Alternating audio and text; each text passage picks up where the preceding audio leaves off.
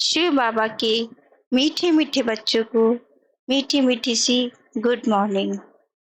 आप सभी से मेरा विनम्र निवेदन है कि मेरे इस चैनल को शेयर, लाइक एंड सब्सक्राइब करें। आज दिनांक 28 जुलाई 2023, प्रातः मुरली। ओम शांति। बाप दादा मधुबन। मीठे बच्चे पावन बनने के लिए अपने स्वधर्म में रहो और अशरीरी बन एक बाप को याद करो। मुरली का प्रश्न है, किस विधि से नए स्टूडेंट्स पर ज्ञान का रंग लग सकता है? उत्तर है, उन्हें पहले पहले 7 रोज की भट्टी में बिठाओ। कायदा है, जब कोई भी आता है तो उनसे फॉर्म भराओ। पहले 7 रोज भट्टी में पड़े, तब पूरा रंग लगे। तुम भ्रमरियां ज्ञान की भूम भू कर आप समान बनाती हो। तुम जानती हो, अभी देवता धर्म की सैंपलिंग लग रही है। जो इस घराने की आत्माएं होंगी, वह महारोगी से निरोगी बनने के पुरुषार्थ में लग जाएंगी। मुरली का गीत है, महफिल में जल उठी क्षमा। ओम शांति। बच्चों को ओम शांति का अर्थ तो समझाया हुआ है। ओम अर्थात अहम। अहम कौन? आत्मा और मेरा शरीर, कर्मेंद्रियां। आत्मा का स्वधर्म है साइलेंस। आत्मा किसकी संतान है? कहेंगे परमपिता परमात्मा की। वह भी साइलेंस है। आत्माएं साइलेंस वर्ड शांति धाम में रहती हैं। फिर पाठ बजाने टॉकी वर्ड में आती हैं। अब बेहद कबाब कहते हैं, हे बच्चे, अपने स्वधर्म में रहो, अशरीरी होकर बैठो, बाप को याद करो।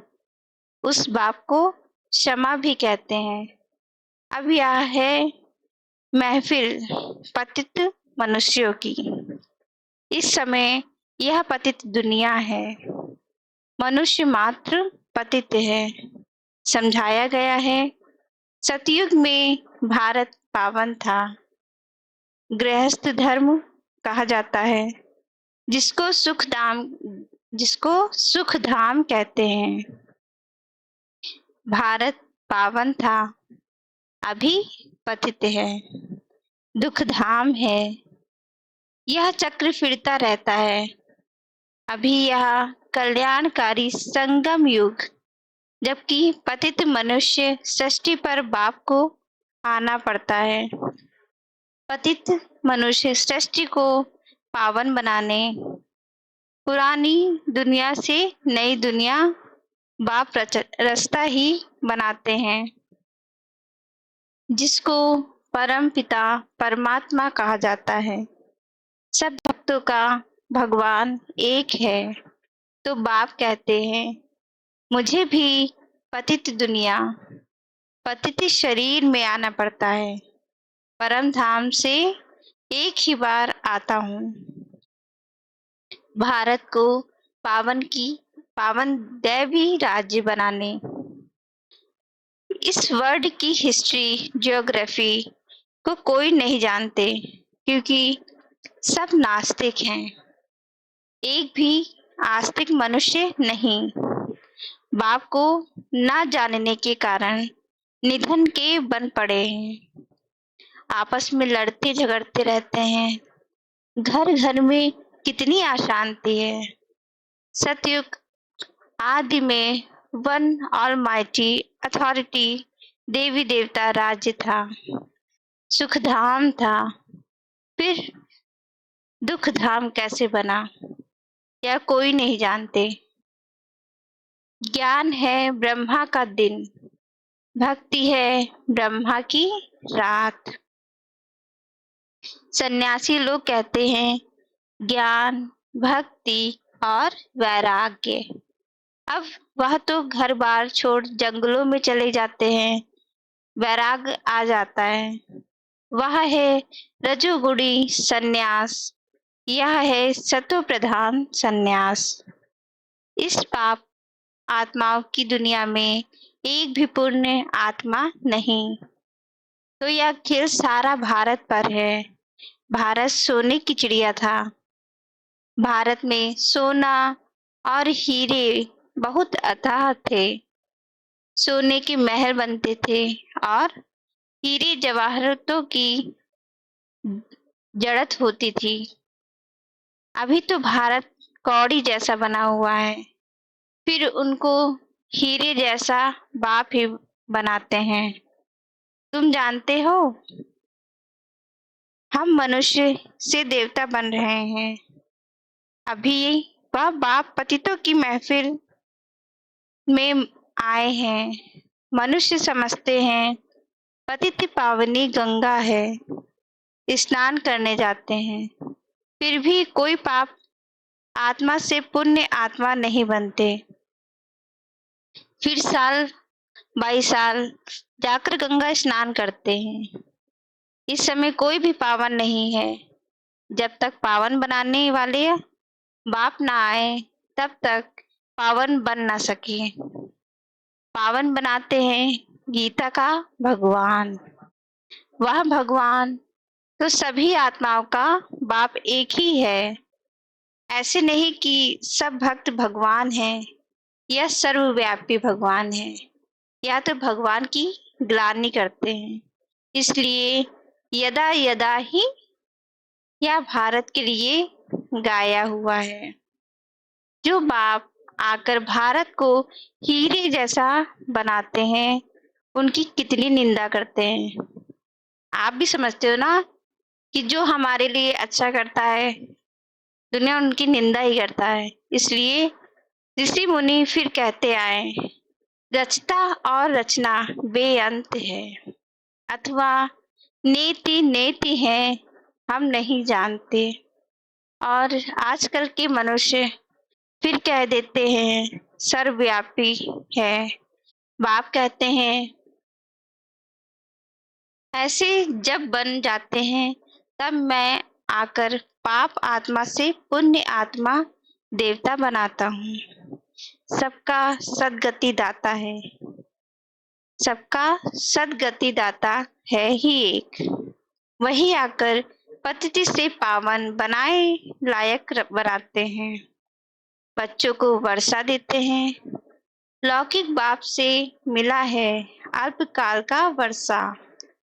बेहद का बाप कहते हैं, मैं तुमको 21 जन्मों लिए वर्षा देता हूँ।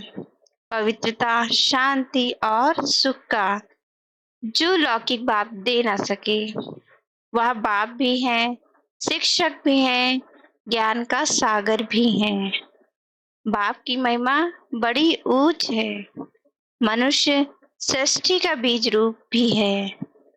यह मनुष्य सृष्टि का वैरायटी धर्मों का झाड़ है। आदि सनातन देवी देवता धर्म है सतयुग का।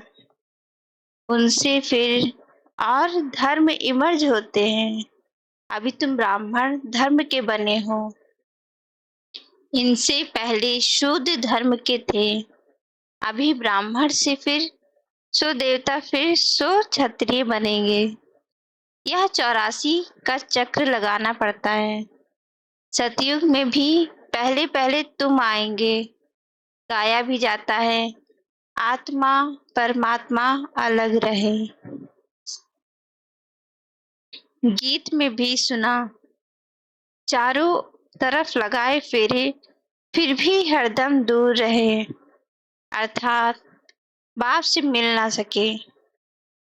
अभी है रावण राज, राम राज्य है डीटी राज। मनुष्य तो समझते हैं स्वर्ग नर्क यहाँ ही है, परंतु ऐसे हो नहीं सकता। मनुष्य मरता है तो कहते हैं स्वर्गवासी हुआ तो जरूर नर्क में था। तो जरूर पुनर्जन्म नरक में ही लेना पड़े। मनुष्य की तो अनेक मतें हैं, एक न मिले दूसरे से। अनेक प्रकार की द्वैत मतें हैं। आधा कल्प भारत में होती है दैवी मत, अब है आसुरी मत। भारतवासी जिस भगवान को याद करते हैं, उस पारलौकिक बाप को उस पारलौकिक बाप को तो जानना चाहिए ना। अभी भारत कौड़ी मिसल है, उनको हीरे जैसा बनाना है। गांधी अथवा नेहरू भी चाहते थे भारत में वर्ल्ड ऑलमाइटी अथॉरिटी राम राज्य हो। समझते हैं कोई समय भारत में था, अभी नहीं है, इसलिए राम राज्य की कोशिश करते हैं, परंतु यह कोई मनुष्य के हाथ में नहीं है। तुम हो ब्राह्मण, प्रजापिता ब्रह्मा की संतान, निराकार आत्माएं हैं, परम पिता परमात्मा की संतान। वर्षा है ब्रह्मा कुमार कुमारियों को। भारत ब्रह्मा को भी वर्षा शिव बाबा से मिलता है। यह भी भाई हो गया, बच्चे सब हैं भाई भाई, तो जरूर एक बाप है। सब आत्माओं का अभी तुम ब्रह्मा की मुख वंशावली ब्राह्मण आपस में भाई बहन ठहरे। तुमको वर्षा मिलता है दादे से, दादे के वर्षे पर सभी आत्माओं का हक है, चाहे स्त्री चाहे पुरुष के चोले में हो। लौकिक दादे का वर्षा सिर्फ बच्चों को मिलता है, यह तो बेहद का बाप है ना। भारतवासियों को सतयुग त्रेता में बेहद के बाप से 21 पीढ़ी का बहुत सुख मिला हुआ है। तुम 84 के चक्र को अभी समझ गए हो। बाप कहते हैं मैं गाइड बनकर आया हूँ तुम सबको ले जाने। तुम ही पहले पहले आए थे, अभी लास्ट में भी तुम हो। फिर पहले पहले तुम ही मनुष्य से देवता बनने वाले हो। देवी देवता धर्म वाले ही 84 जन्म लेते हैं, फिर नंबरवार सबकी कम जन्म होते जाते हैं और धर्म वालों के जरूर कम जन्म होंगे। अभी वह आदि सनातन देवी देवता धर्म नहीं है, फिर से स्थापन हो रहा है। तुम जानते हो इब्राहिम फिर कब आएगा, क्राइस्ट कितने समय बाद आएगा, जानते हो नहीं ना। यह वर्ल्ड की हिस्ट्री ज्योग्राफी मनुष्य ही तो जानेंगे ना। बात समझाते हैं जब सभी पाप आत्मा बन जाते हैं, तब मैं आकर पुण्य आत्मा बनाता हूँ। जो कल्प पहले बने थे उनका सैंपलिंग लगा रहा हूँ। सतयुग में था ही एक धर्म, अभी तो कलयुग में अनेक धर्म हैं। पतित आत्माओं की महफिल है, बाप आते हैं सबको पावन बनाने। सदगति देने वाला वही एक है। माया रावण दुर्गति करती है, इसलिए देवताओं के आगे जाकर गाते हैं मैं निर्गुण हारे, मैं कोई गुण नाही। बाप आकर पतित से पावन बनाए, देवी गुणों वाला बनाते हैं। अभी तुम दैवी गुण धारण करते जाते हो, फिर भारत में दैवी राज्य बनेगा। अभी यह दुनिया बदल रही है।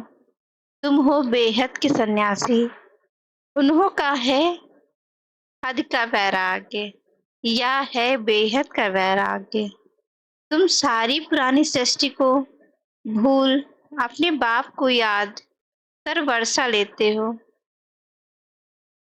बाप कहते हैं मुझे याद करेंगे तो उस याद अथवा योग अग्नि से विकर्म विनाश होंगे, फिर तुम विकर्माजीत बनेंगे। बाबा ने समझाया है।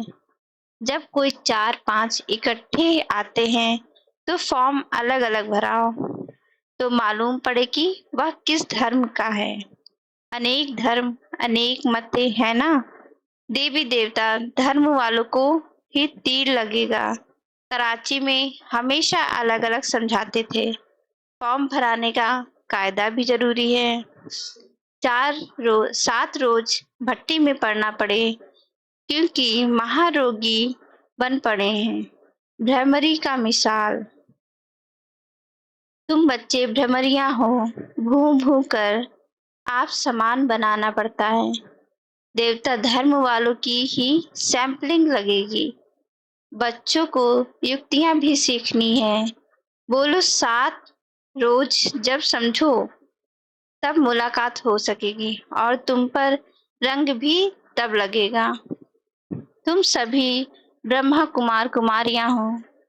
मनुष्य इतना भी नहीं पूछते इतनी ब्रह्मा कुमार कुमारियां क्या हैं, कौन है?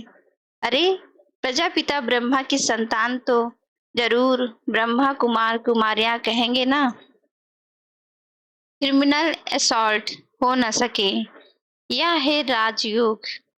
God fatherly university. भगवान भगवाना भगवानुवाच, मैं तुमको राजाओं का राज बनाता हूँ। अच्छा, मीठे मीठे सिकिल बच्चों प्रति मात पिता बाप दादा का याद, प्यार और गुड मॉर्निंग। रूहानी बाप की रूहानी बच्चों को नमस्ते। धारणा के लिए मुख्य सार। पहला पॉइंट है, विक्रमाजीत बनने के लिए सारी पुरानी दुनिया से बेहद का वैराग्य कर अपने इसी भूत एक बाप की याद में रहना। दूसरा पॉइंट है, भ्रमरी मिसल ज्ञान रंग लगाने की सेवा करनी है। युक्ति से महारोगियों को निरोगी, नास्तिक को आस्तिक बनाना है। मुरली का वरदान है, सदा साक्षी स्थिति में स्थित रहे, निर्लेप अवस्था का अनुभव करने वाले सहज योगी भव। जो देह के संबंध और देह से साक्षी अर्थात न्यारे हैं, वह इस पुरानी दुनिया से भी साक्षी हो जाते हैं। वे संपर्क में आते हुए, देखते हुए भी सदा न्यारे और प्यारे रहते हैं।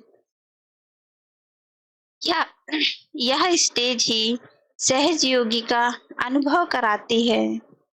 इसी को कहते हैं साथ में रहते हुए भी निर्लेप। आत्मा निर्लेप नहीं है, लेकिन आत्मा अभिमानी स्टेज निर्लेप अर्थात माया के लेप व आकर्षण से परे है। इस अवस्था में रहने वाले माया के वार से बच जाते हैं। मुरली का स्लोगन है, शुभ भावना और शुभ कामना द्वारा सूक्ष्म सेवा करने वाले ही महान आत्मा है। मातेश्वरी जी के महावाक्य। परमात्मा एक है, बाकी सर्व मनुष्य आत्माएं हैं। अब यह तो सारी दुनिया जानती है कि परमात्मा एक है, वो सर्वशक्तिमान है, जानी जान हार है। ऐसे तो सारी दुनिया खुद ही कहती है हम परमात्मा की संतान हैं। परमात्मा एक है, भल कोई धर्म वाला हो, वो भी परमात्मा को ही मानते हैं। वो भी अपने को परमात्मा द्वारा भेजा हुआ संदेश वाहक समझते हैं। ऐसे ही संदेश लेकर अपनी धर्म की स्थापना करते हैं। जैसे गुरु नानक ने भी परमात्मा की इतनी बड़ाई की। एकोकार सतनाम। एकोकार का अर्थ है परमात्मा एक है, सतनाम अर्थात उसका नाम सत्य है। तो गोया परमात्मा नाम रूप वाला तो गोया परमात्मा नाम रूप वाला भी है, अविनाशी है, अकाल मूर्त भी है। तो फिर कर्ता पुरुष भी है। मानव वो खुद अकर्ता होते हुए भी कैसे ब्रह्मा तन द्वारा कर्ता पुरुष भी बनता है। अब यह सारी महिमा एक परमात्मा की है।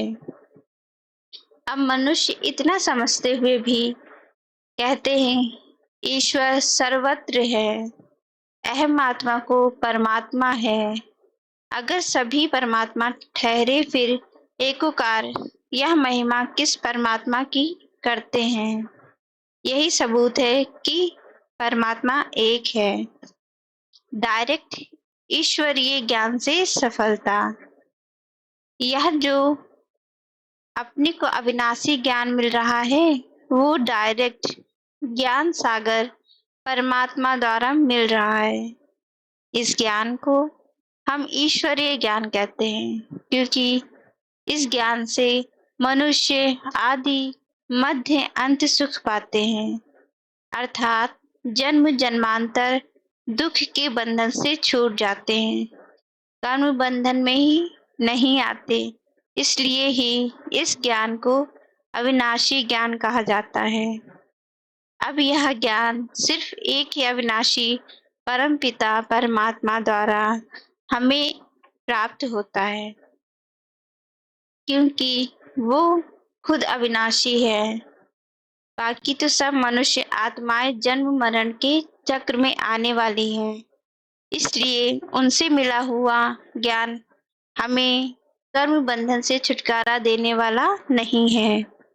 इस कारण उन्हों के ज्ञान को मिथ्या ज्ञान अर्थात विनाशी ज्ञान कहेंगे। लेकिन यह देवताएं सदा अमर हैं क्योंकि इन्होंने अविनाशी परमात्मा द्वारा यह अविनाशी ज्ञान प्राप्त किया है। तो इससे साबित है कि परमात्मा भी एक है तो उसका ज्ञान भी एक है। इस ज्ञान में दो मुख्य बातें बुद्धि में रखनी है।